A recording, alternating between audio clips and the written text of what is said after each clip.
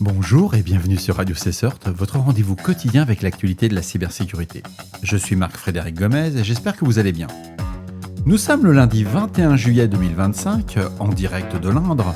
Dans ce 362e épisode de Radio CSERT, je reviens sur une vulnérabilité critique activement exploitée dans le Microsoft SharePoint, ajoutée ce week-end au catalogue KEF de la CISA. Je vous parle aussi d'une enquête explosive sur Microsoft accusée d'avoir exposé les réseaux sensibles du Pentagone à des risques d'ingérence étrangère via un système d'assistance externalisé. On s'arrête également sur un atelier mené à l'ONU dans le cadre de l'initiative Women of First, en parallèle d'un accord historique sur la cybersécurité internationale. On entendra aussi parler d'un incident chez Dell sur une plateforme de démonstration qui a été compromise, incident revendiqué par le groupe WorldLeaks, puis un correctif chez ExpressVPN qui corrige une fuite d'IP réelle via RDP sur Windows. Et enfin, la fin officielle de Clear Linux OS, arrêtée brutalement par Intel après 10 ans d'existence. On revient sur l'alerte communiquée hier par la CISA, on en avait déjà parlé sur Radio CSERT, qui a ajouté la CVE 2025-53770 à son catalogue des vulnérabilités exploitées connues le 20 juillet 2025. Cette CVE 2025-53770 concerne Microsoft SharePoint. Il s'agit d'une vulnérabilité de type exécution de code à distance, une fameuse RCE activement exploitée selon les données collectées par la CISA. Aucune version précise n'est mentionnée à ce stade, mais Microsoft a publié des recommandations de sécurité dans un bulletin dédié. La CISA renvoie cet avis, on en a déjà parlé. Alors, je vous recommande fortement de patcher. Je sais qu'il y a beaucoup d'équipes qui se sont retrouvées hier en urgence dans tout ce qui était astreinte à devoir bosser sur le sujet. C'est intéressant, c'est exploité, c'est confirmé. On ne réfléchit pas, on patch.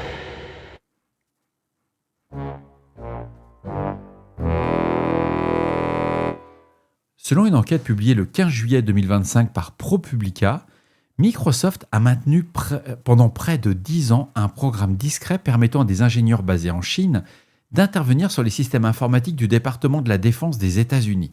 Cette pratique, encadrée par un mécanisme de digital escorting, expose les réseaux fédéraux à un risque important d'espionnage ou de sabotage. Des techniciens américains, appelés Digital Escort, titulaires d'une habilitation de sécurité, sont chargés d'exécuter les commandes techniques transmises par des ingénieurs étrangers via la plateforme Microsoft Teams. Ces escortes, parfois peu qualifiées techniquement, recopient les commandes sans capacité de les auditer, ouvrant la voie à d'éventuelles injections de code malveillant. Les escortes sont recrutés pour leur habilitation, non leurs compétences techniques. Des anciens collaborateurs de Microsoft, dont Matthew Erickson et Prader Nair, confirment que le modèle ne permet pas d'empêcher des actes malveillants, seulement d'en garder une trace. Des ingénieurs chinois ont potentiellement accédé à des environnements Impact Level 4-5 contenant des données critiques non classifiées. En 2023, un incident attribué à des hackers chinois a permis le vol de 60 000 emails de hauts responsables américains. Aucun lien n'a été établi à ce jour avec le programme d'escorte, mais plusieurs experts, dont Harry Cooker, ex-NSA, ex-directeur cybersécurité de la Maison-Blanche, expriment leur inquiétude. Le département de la Défense, via le DISA, reconnaît l'existence d'un tel dispositif dans des environnements non classifiés et affirme que les experts étrangers n'ont aucun accès direct au système. Microsoft indique que les commandes sont soumises à validation via un processus nommé Logbox, mais refuse de détailler son fonctionnement.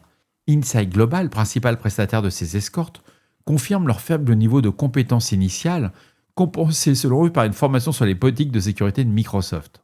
Ce que l'on apprend en plus en lisant cet article, c'est qu'une alerte interne a été ignorée. En 2024, un ancien contractuel d'Insight Global, Tom Schiller, a alerté plusieurs agences fédérales sur les risques du système. L'inspection générale de la DISA a clôturé l'affaire en août 2024, l'a renvoyée à la gestion interne de l'agence.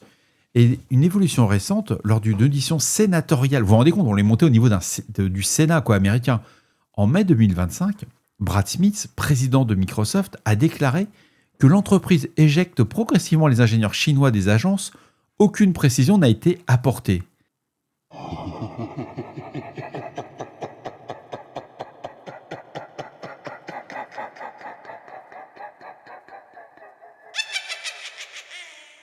Passons à une info du First qui ne sort aujourd'hui alors qu'elle s'est passée le 16 juin 2025 et concerne la bourse de Women of International Security in Cyberspace organisée au siège des Nations Unies à New York C'est un atelier qui est dirigé par Kusali Dalal qui a permis à des professionnels du cyberespace d'expérimenter une simulation d'incident sous un angle de politique publique.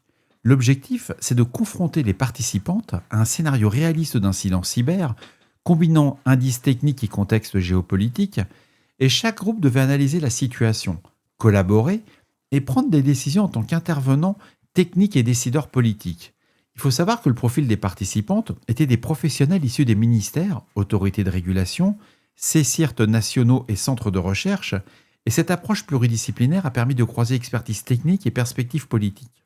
C'est vraiment une avancée diplomatique majeure d'après l'ONU, car cette initiative s'inscrit dans une dynamique plus large. Les États membres de l'ONU ont officiellement acté la création d'un mécanisme global permanent pour la cybersécurité internationale. Ce dispositif vise à encadrer les comportements étatiques responsables, développer des normes partagées et renforcer les capacités à l'échelle mondiale. L'atelier et les actions associées ont été soutenus par le FIRST, le fameux Forum of Incident Response and Security Teams, l'UNIDIR, l'United Nations Institute for Disarmament Research, le GFSE, c'est le Global Forum on Cyber Expertise. Bravo, c'est une belle expérience.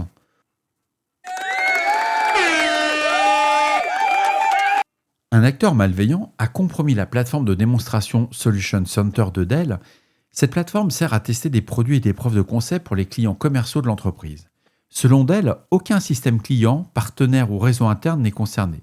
Cette plateforme est isolée et contient essentiellement des données synthétiques au public et d'après l'enquête en cours, aucune donnée sensible n'aurait été exposée. Le groupe WorldLeaks revendique l'attaque. Il s'agit d'une réorganisation du gang Hunter International, dissous récemment après avoir publié des outils de déchiffrement gratuits. Les acteurs de WorldLeaks sont soupçonnés d'être liés à l'ancien groupe Hive, démantelé par les autorités en 2023.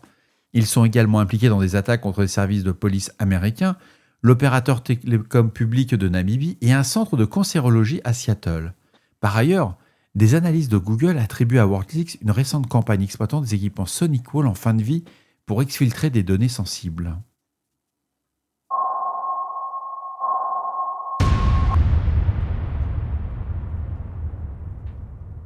ExpressVPN a corrigé une vulnérabilité critique dans son client Windows. Ce bug permettait au trafic RDP, le fameux Remote Desktop Protocol, de contourner le tunnel VPN, exposant l'adresse IP réelle de l'utilisateur. Cette faille a été signalée le 25 avril 2025 par un chercheur en sécurité connu sous le nom de Adam X. Elle affectait les versions allant de la 12.97 jusqu'à la 12.101.02 bêta. En cause, un code de débogage interne oublié dans les versions de production. Résultat, lorsqu'un utilisateur établissait une session RDP, les données transitaient en clair en dehors du tunnel sécurisé. Un observateur sur le même réseau ou un fournisseur d'accès pouvait alors voir non seulement que la personne utilisait ExpressVPN, mais aussi quel serveur distant elle consultait. L'éditeur a publié un correctif le 18 juin 2025 dans la version 12.101.0.45. Le chiffrement des tunnels n'a pas été compromis, mais ExpressVPN recommande à tous les utilisateurs concernés de mettre à jour leurs clients sans délai. Le service incite sur le fait que l'usage de RDP concerne principalement des profils techniques ou professionnels et estime que peu de clients sont affectés. Des mesures internes ont été annoncées pour renforcer les contrôles de qualité en phase de développement. Bon, oubliez le debug sur du code source, c'est des choses qui arrivent, mais c'est quand même surprenant pour une entreprise qui fait du soft quand même. L'an dernier, ExpressVPN avait déjà temporairement désactivé la fonction Split Tunneling après une fuite DNS identifiée sous le client Windows.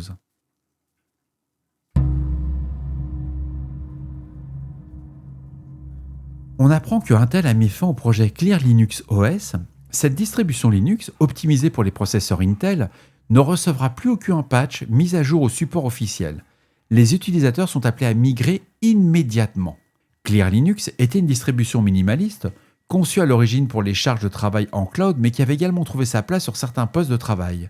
Parmi ses caractéristiques, des optimisations poussées pour les architectures Intel, une architecture dite stateless, et une séparation claire entre fichiers système et fichiers utilisateurs.